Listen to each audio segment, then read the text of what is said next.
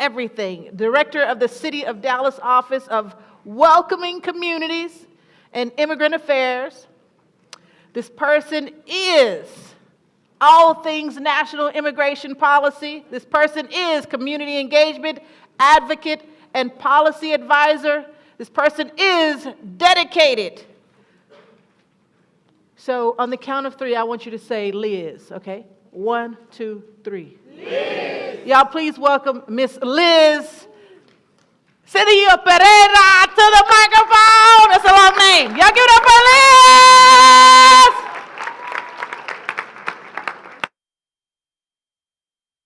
Thank you. Thank you, Dallas. Good morning.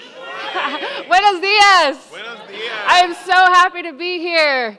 Any Bulldogs in the house? Any Bulldogs? North Dallas High School Bulldogs, where are you at? Are you going to make me find you? Where are you today? Oops, I'm already falling apart. Okay, I'm going to have to go this way. Where's Conrad? It's great to be here. And I know there's some Carter Cowboys right here because I heard you speak. Yes, way to go. You did great. Roosevelt. Where are you, Roosevelt? Right here. Woo, let's go. Okay, Woodrow. Woodrow, where's the Wildcats? Let's go. Let's hear it for you. That's my feeder pattern. But guess what? I went to North Dallas High School, so I'm really feeling sad that my Bulldogs aren't chiming back. Bulldogs, where are you? Are they not here? Has NDH not arrived? I'm just going to go sit down then. We'll wait for them. Okay, so as Nati so kindly introduced me, I'm a homegirl from Dallas, and I think that's why they put me first, right? Because I'm at home, you're at home. What's your name? Duran, nice to meet you. And so I'm supposed to warm it up for my colleagues who are coming in from other cities around the country. So you got to help me out, okay? So when I say I am, you say here to inspire. I am Here to inspire.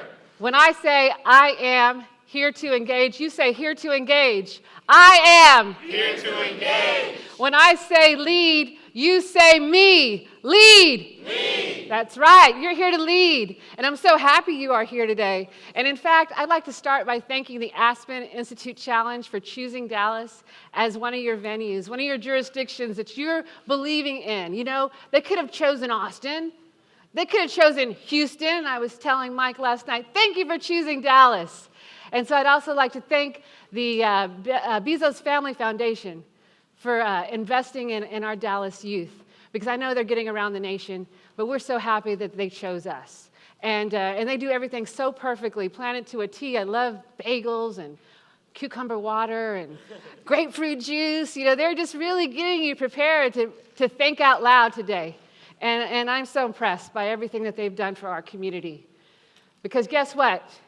We are building a welcoming Dallas at the City of Dallas. Raise your hand if you knew that we have an office called the Office of Welcoming Communities and Immigrant Affairs at the City of Dallas. Awesome. Some people know. Is that Sunset?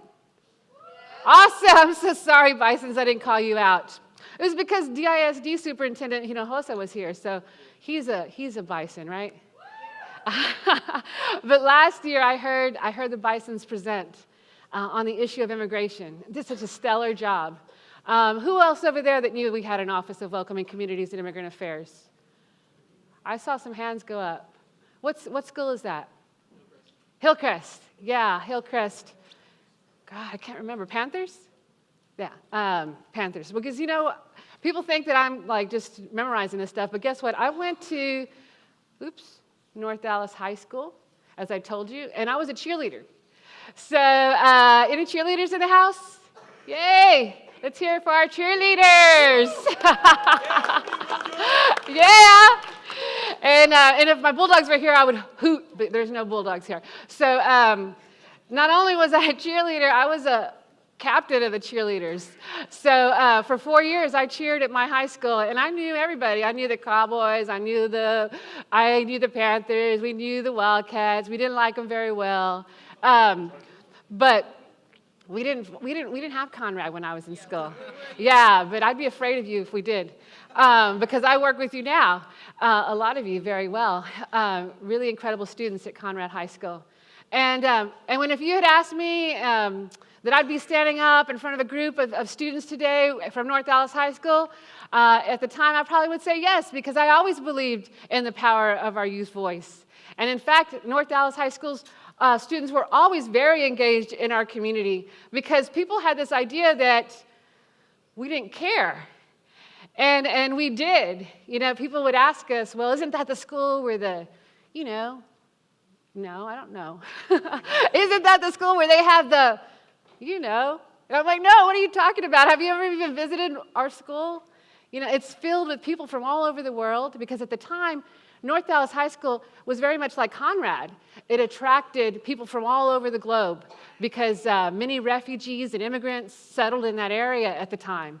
And so we had all kinds of nationalities, languages, people from various backgrounds, many first-generation college-bound students.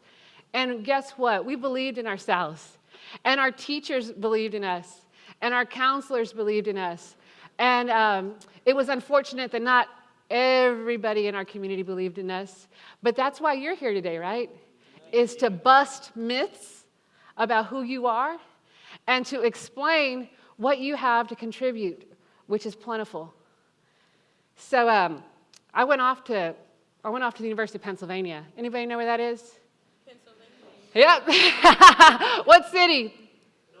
Philadelphia. Any Quakers? Any Quakers present? Okay, no Quakers. But that's our mascot at Penn. And just to go back, that's me and my parents at my Penn graduation. And it was the first time my parents were able to be on campus with me together at my graduation. So it was really special. And it was the first time my dad had been there at all. And he took a Greyhound bus to go see me graduate. So is that not love or what? Yeah. Shout out to my dad in heaven. But after that, I was like, what do? I got this internship. I could go work in a Fortune 500 company because I've been interning there for 4 years. Y'all heard about the mayor's internship, right? Everybody knows about the mayor's internship program? Okay, because you need to come see me because it's about to start, and I want everybody applying for mayor's internship program here. I had a 4-year internship, and so they hired me on the spot after I graduated. But I had this calling, that I wanted to go see what was D.C. about. I had heard that there was the first Mexican-American woman elected to Congress. And I said, I want to go work for her. And I said, I'm going to apply for this fellowship. And so I applied for this fellowship called the Congressional Hispanic Caucus Fellowship. Anybody heard of it? CHCI. And I'm telling you this because it transformed my life. I got into this fellowship program, and I studied and worked in D.C. for the first Mexican-American woman elected to Congress, Congresswoman Lucille Roybal Allard. And so, before I even interviewed, I knew that was my position. I told all my fellows, don't even bother going to Congressman Lucille Roybal Allard's office, because that job is mine, right? Do you believe in the power of claiming your destiny? Amen. So I just said, just don't even go that way, because that's my job, and it was my job. And I had an incredible opportunity to serve in Washington, D.C., and learn about what my responsibilities were as a person in our community who was preparing herself to give back. And this person who inspires me very much on this subject is Honorable Sonia Sotomayor. Who is the Honorable Sonia Sotomayor? Anybody? What's your name, sir? Ezekiel. Stand up. What did you say? Supreme Court Justice. Supreme Court Justice of the United States. Let's hear it for Ezekiel. Yeah! Awesome, Ezekiel. Yes. And what she said was, let's see if I can go back there.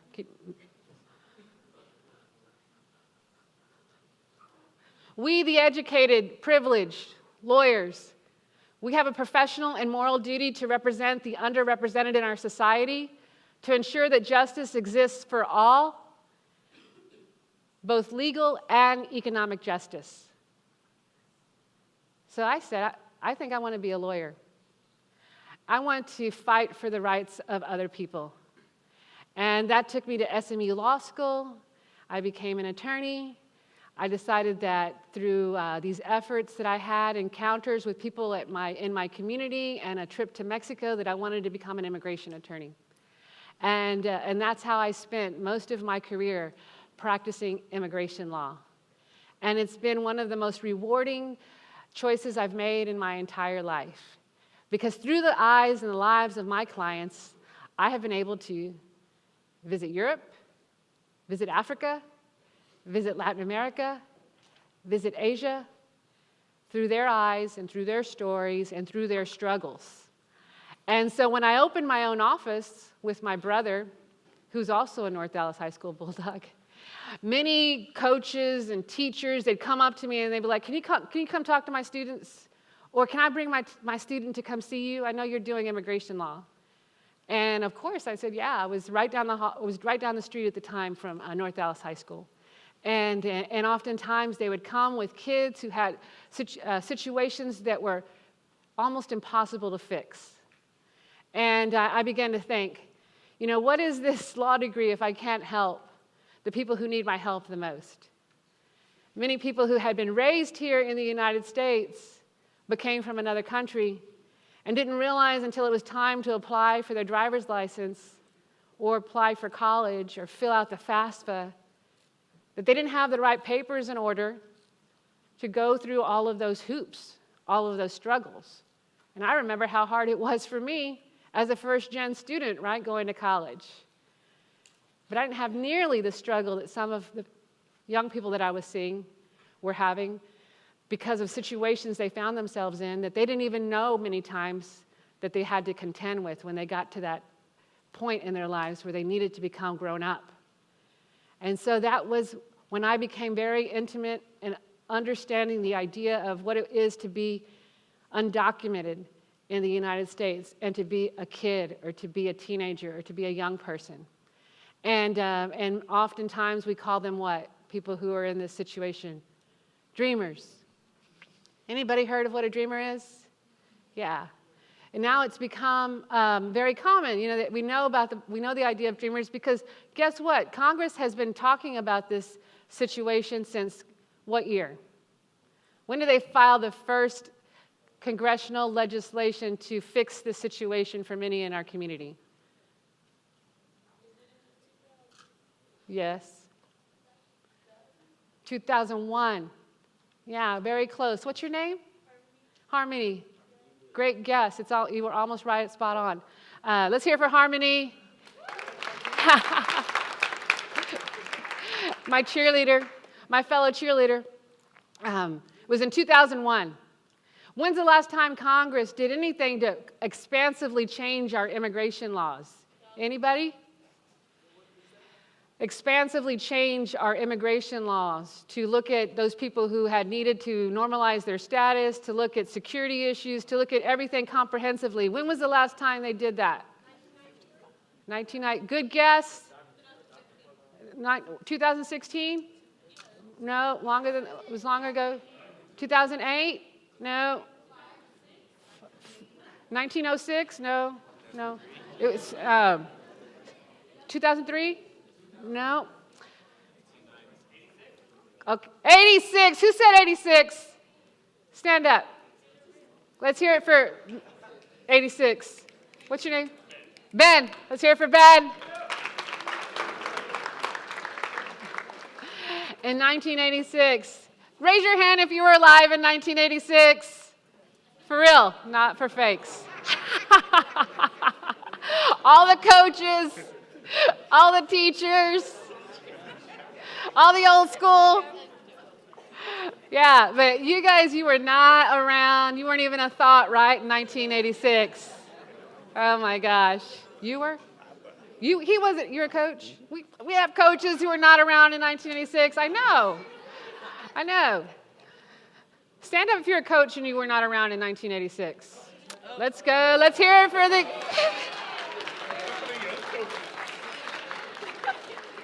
Let's hear it for our millennial coaches. Yes. And by the way, my daughter, going on the way to school, I was telling her I was coming. I was so excited. She's like, Mom, no offense, but why do they ask the old people to talk to the young people like that? And I said, you know, I'm not offended, but I am. And she said, no. She was, I said, because we need to pass this baton to you guys, right? We need you to take the reins and lead, engage, and inspire. And so I'm here today to hand off a baton to the group who wants to take the challenge that I have to offer today. And I'm here today to tell you that you have the power within you to change your community, our community. In fact, I was minding my own business, doing my own thing, representing my clients, and I represented many people, when I got a call to go serve in the Obama administration. And I was literally helping my kid with his homework. And I thought it was kind of a joke, but it wasn't. Somebody was asking me to come join them to help figure out how do we fix our nation's immigration system. So I had a choice. Continue doing what I wanted. I was happy with my life. I had a decent law firm. I had lawyers who were working for me. I had great clients. I had my kids who were happy, and I had a husband who sacrificed every day going off to Fort Worth so that I can, and where he worked, and so I could stay in my hometown of Dallas and be happy. But then there was this call of public service. And what do you think I said, Alex? I think you said you'd rather stay doing what you want, what you like to do. Wow. Alex, that was what I said. Alex said, I think you said you wanted to stay where you were, what you were doing. And I did. I said, I'm really happy doing what I'm doing. And I feel like it's important. But then the woman who was calling me, the Honorable Sarah Saldana, who would go on to be our nation's top Latina ranking law enforcement official, said, I need you to do it not only in your community, but for the nation's communities. I need you to come up here and be the voice of people who are everyday people. Tell me what their struggles are. Explain to me how we need to engage. Inspire others to hear what you've heard for the last decade representing clients. And so I changed my mind, Alex. I dropped what I was doing. I separated my family. I sold my law practice. And I headed to D.C. to take an oath of office to serve our nation's government in the previous administration. And I never looked back. Because once you get the call of public service, you know, it kind of stays with you. And so I've been very blessed to come home and to start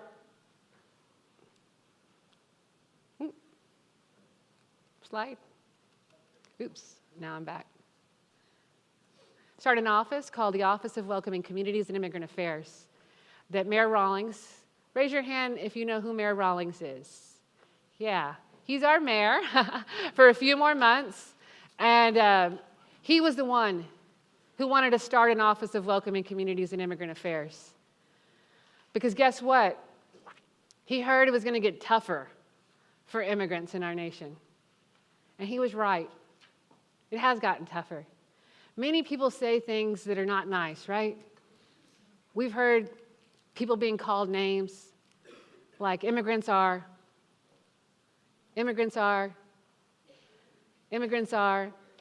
all these fill in the blanks that I don't even want to repeat because I don't want to give those words power.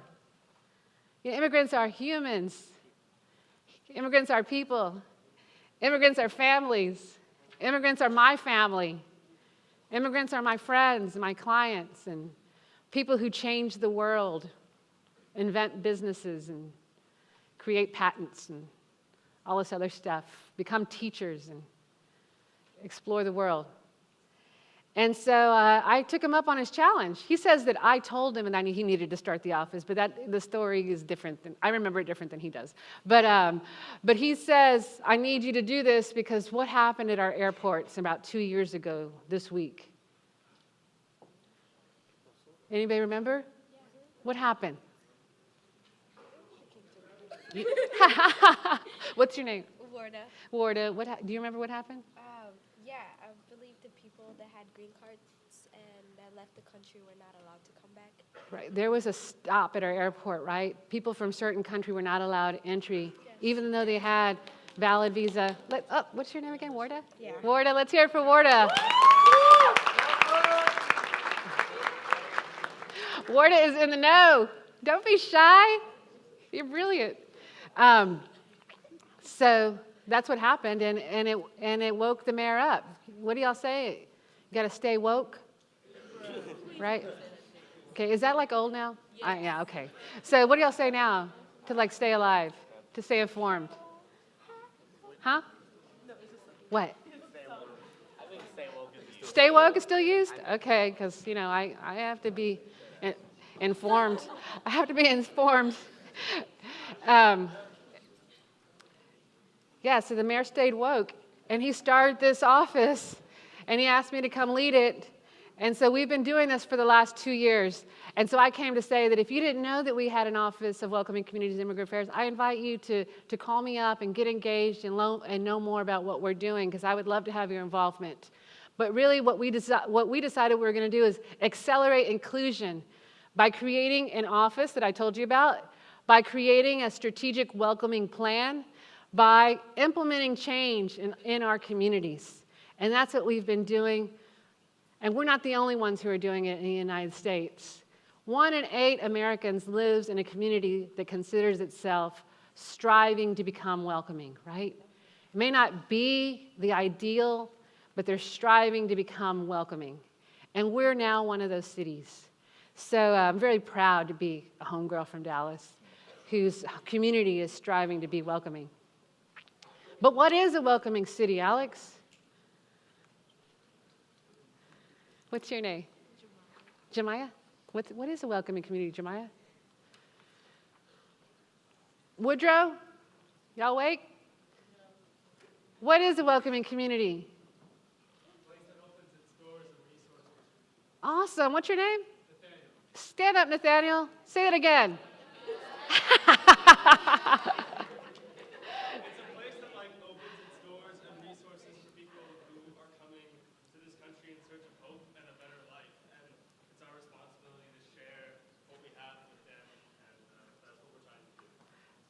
Hey, and I didn't even give him those lines. That's awesome. Let's hear it for Nathaniel. See, y'all, you guys intuitively get this, right? It's us people, the people who've been around a little bit longer, who doesn't come so naturally, doesn't come intuitively necessarily. We have to figure out, we have to check ourselves. We have to check our bias. We have to check our privilege. And we have to check who we are as a nation of welcoming and say, how do we become that space for people to feel welcome? How do we work in agreement and in covenant with people who are striving to come here by either choice or by circumstance? People who sometimes have to flee their homes. How do we become in communion with them as people who have lived here all our lives? That, in my mind, is what a welcoming community strives to be. And so I asked a few of my friends around the city, here's some of them, hey, come with us. Come on this journey with us at the city, and let's talk about what is a welcoming community. And they said, yeah, I'm glad to do that. They all showed up. 85 people became a member of our task force. They were from different walks of life. They were from different backgrounds. Some had money, some didn't have money. Some were brown, some were not brown. Some were immigrants, some were refugees. Some were multi-generational, like myself. But we all came together every month for a year to decide how we were going to show up in this conversation. Because guess what? If you don't show up in this conversation, what happens? Come on. Isaiah? Yes. What happens, Isaiah? If we don't show up, then no one's going to be accepted. No one's going to be acknowledged as a person, really. Isaiah says, if you don't show up, nobody will be accepted. No one will be acknowledged. People get to tell the story for you, right? Yeah. We want to tell our own story, right? What's your name? Jeremy? Jeremy. That's right, Jeremy. That we have the opportunity to tell our own stories. And that's some of this welcoming work is, right? Yes, sir. I think that also it should be a place that promotes acculturation rather than assimilation. Excellent. Did you hear that, everybody? What's your name, sir? Mr. Garcia. Mr. Garcia says a welcoming place would be a place that promotes acculturation rather than assimilation. And that's a great table talk topic, right? Hey, let's hear it for Mr. Garcia. Where are you from, Mr. Garcia? I'm from Silver City, New Mexico. I've been in Dallas for about 20 years. Awesome. We're happy to have you here. Bringing all your art and culture and, beautiful. Scenery. What school are you at? Seagoville High School. Seagoville. Yeah, Seagoville came. Way to go, Seagoville. So, where am I on my slide deck? I wanted to tell you that these people are incredible. And they came together to ask this question, just like we're asking it today. What is a welcoming community? You guys have the ideas, and I know that we have some gaps in our plan. So I'm hoping that you fill in those blanks. But I wanted to also leave you with a few facts, because oftentimes, like I said, people have a lot to say about immigrants, but many people don't know what they're saying. So I'd like to give you a little bit of information about how immigrants are doing in the city of Dallas. Did you know that 1 in 4 of us were born in another country in the city of Dallas? 1 out of every 4 people at your table, if we're statistically speaking, was born somewhere else outside of the United States. That's pretty awesome. We're pretty diverse. Raise your hand if you know somebody who was born in another country. Awesome. Everybody, basically. So immigration, right? It's not a isolated issue. It's not something that we can't relate with, right? It's easy to relate with, right, Isaiah? Yeah.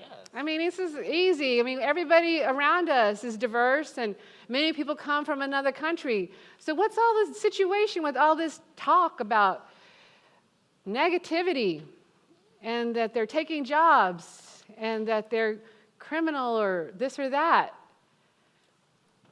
If we know we have so many people in our community who are from another country, and this talk is prevailing, what is it our duty? What is our duty? Is it our duty to respond? Okay. We also know that between the years 2011 and 2016, when the census last took account, that our population grew in Dallas. How many people, who knows what number we are in terms of the largest cities in the nation? Who said that? You know so much. 9th largest city in the nation, right? We are from a big city, right? We do things what in Dallas? Big. And so we are growing. Guess who was responsible for 40% of that growth?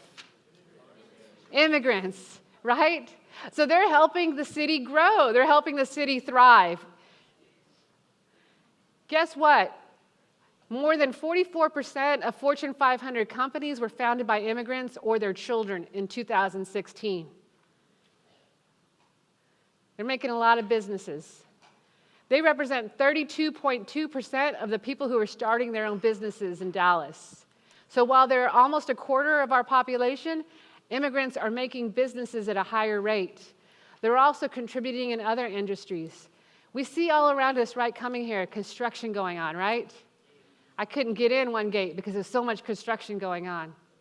What percentage do you think of the construction industry is made up of immigrants? What percentage? Not quite. 85? Not quite. Nearly 70% of our construction industry is made up of people who were born in another country. That's tough work, isn't it? And about a quarter of our STEM-related fields, immigrants are filling those spaces. We have about over 20,000 immigrant entrepreneurs, and they generated a business income of $495.5 million in 2016 in Dallas alone. Who's heard of DACA? You guys are very well informed. What does DACA stand for? Deferred Action for Childhood Arrivals. Deferred Action for Childhood Arrivals, DACA. It was something that was implemented in the administration that I worked in 2012, right?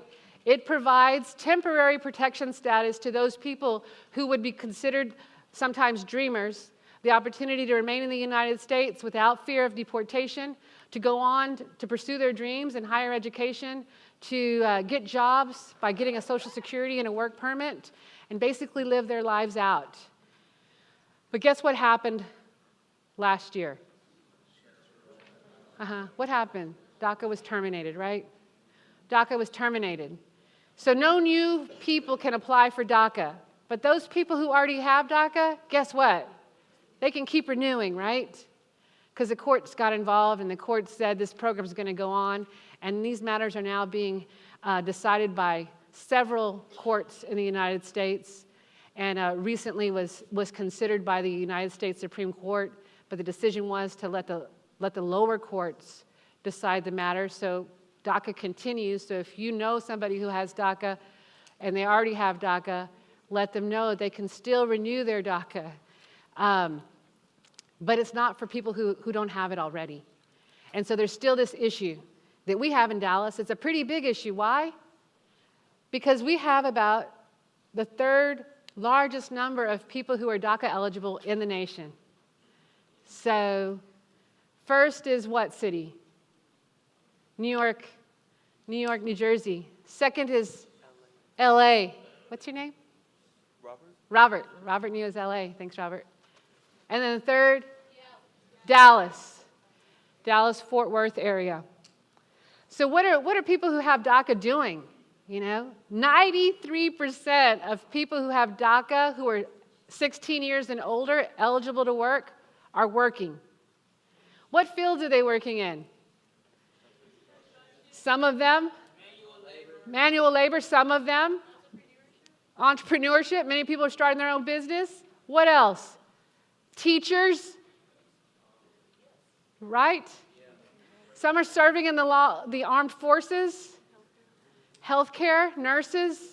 In some states, people who have DACA are pursuing law degrees. They are PhDs. And so this opportunity provides them the opportunity to pursue their dreams. And if that program ends, their quality of life will change dramatically. And what impact, I ask myself as a city employee, will that have on our economy? Would that have on our community? Would that have on our ability to thrive? Don't we tell you guys, if you work hard, you do everything you're supposed to, you stick your nose in the books and focus on your extracurriculars, stay away from this or stay away from that, and you'll do well? Yeah. But that's not the case for everybody in our world, right? So our job, again, like we said at the very beginning, is to ensure that there's justice for all, not just for some. So we created this welcoming plan at the city. It consists of people who are involved with equitable delivery of services, civic engagement, economic opportunities, educational opportunities, safe, healthy, and connected communities. And what we decided was we were going to lead by example, that we were going to try and follow the golden rule. Who knows what the golden rule is? Hold on. Yes. Treat others the way you want to be treated. Treat others the way you want to be treated. What's your name? Ms. Dixon. Miss Dixon, thank you. Yes, everybody know the golden rule? Let's repeat it. Treat others the way you would want to be treated. And so we created a social movement because we're like, we're tired of the negative. We're tired of the political. We're tired of all that. We're gonna come to the story how we want to come to the story, which is to treat others the way we ourselves would want to be treated. And we brought all these cool people together, and we're doing all kinds of interesting things like naturalization clinics and DACA renewal clinics and talking about affordable housing and using the arts to make social change and creating a legal defense fund for people who are stuck in the deportation system because we're trying to move beyond fear, beyond tolerance, to a real welcoming community. And guess what? In October of last year, our Dallas City Council unanimously voted to pass and adopt our Welcoming Strategic Plan, the first ever in the city of Dallas, the first ever in the state of Texas. And we're really proud of it. It's 5 goals, 26 recommendations, and 118 strategies. So I would like to thank the Dallas City Council for their leadership and their support.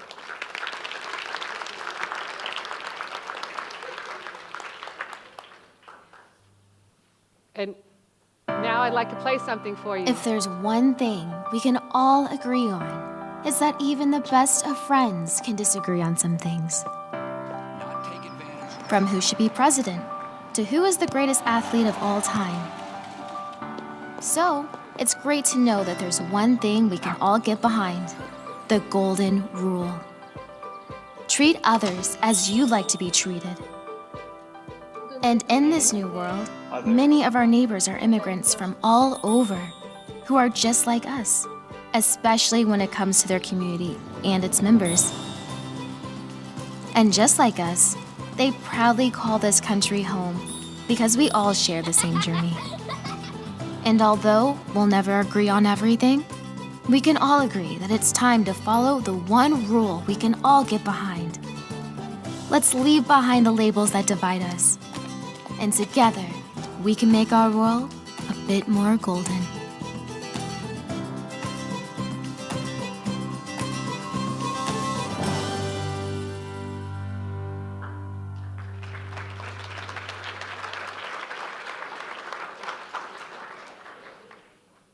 So will you join us in making a more golden community here in the city of Dallas?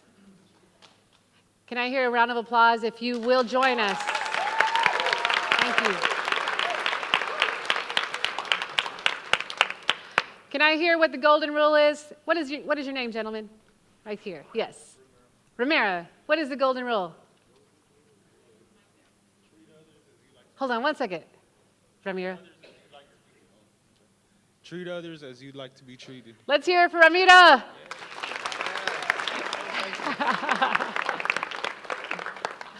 And we've left golden bracelets on your tables to say #BeGolden. You can follow us at BeGolden, #BeGolden on Twitter, or follow us on our Facebook page, BeGolden, and #BeGolden and the BeGoldenJourney.com if you want to follow us on our website. But we're very excited that to be able to present what we're doing at the City of Dallas. We hope that you engage with us and you become a part of our golden community to make Dallas a more welcoming city. And with that, I leave you, my fellow Dallas residents, with a challenge. My challenge.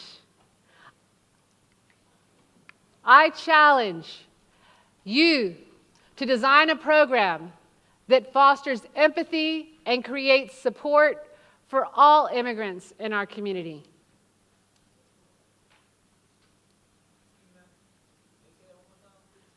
I challenge you, Ezekiel.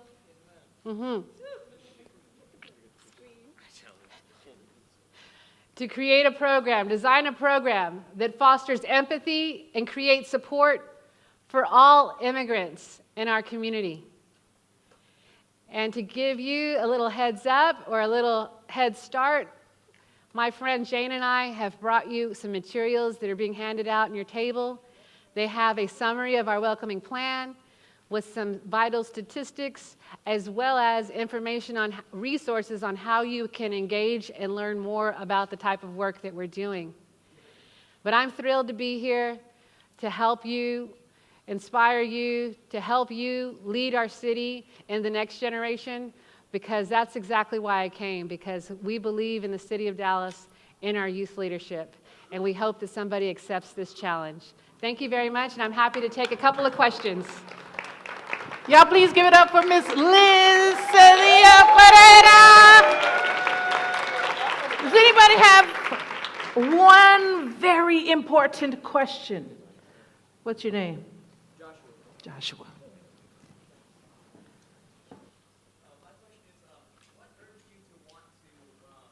Become an attorney. What urged you to want to do that and go with that style of life? Thank you. What is your name, Jonathan? Joshua. Joshua. Thanks, Joshua. From Seagoville? Yes, Are you ma'am. interested in law? Yes, actually I am. Excellent. Anybody else interested in pursuing a career in law? Excellent. Because you know what the lawyers do? Lawyers change the world And so I wanted to be a part of changing the world. Sometimes it's for the better, and sometimes people would argue that it's not.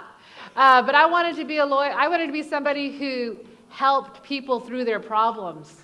And I saw very early on that there were problems in my own family that couldn't be resolved. And I didn't even know what really an attorney did. But once I came to that realization, a lawyer helps people fix problems for themselves. I wanted to do that, and I wanted to do it in a way that I could design my own life. I wanted to create my own firm where I could accept anybody I wanted or deny anybody I wanted that I didn't feel like I could pursue justice for them.